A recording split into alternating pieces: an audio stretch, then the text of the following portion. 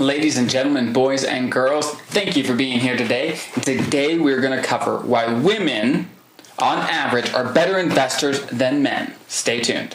So we know that Wall Street has been dominated by men for literally decades, but now studies are coming out that find that women are actually doing better overall, if you look at all the investors in the stock market, than men. And so the studies try to figure out why. Why is this? And it basically came down to one attribute that most men, not all men, but a lot of men have, which is overconfidence. And when someone is overconfident, they tend to believe that they have more control over a situation than they actually have.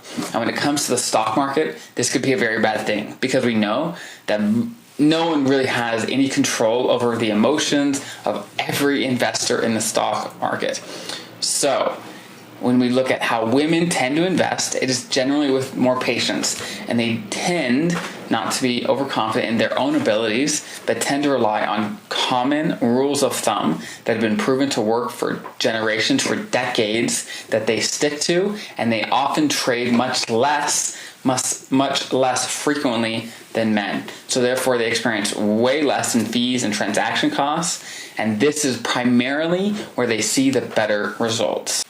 And in one study by Fidelity, on average, men try to time the market more often than women.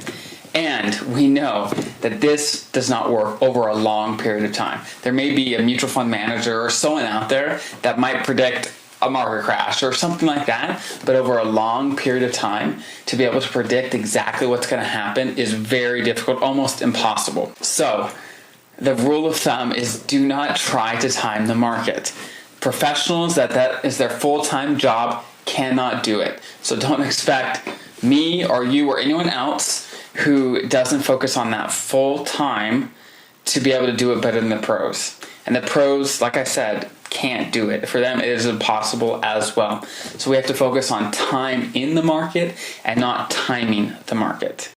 Now, all this being said about men and women, it is very important to know that both a man and a woman can be an exceptional investor. It is not the gender that predicts the most success in the stock market, but the behaviors of the individual person. If you look at all the averages, women in general tend to be more patient. But anyone can take on the attribute of patience and can stick to the rules of thumb of not trading very often, of just focusing on time in the market, consistently investing every pay period, every month, whatever they do it consistently. And this is the attribute, this is the behavior that actually drives the result. It actually has nothing to do with men and women. It is all about behavior and consistency. So please, this is what we should focus on. Not what the New York Times says is going to be the next hot stock or anything else. We have to focus on long-term success and not get worried about the short-term things that you might read, you might hear from your coworkers at work.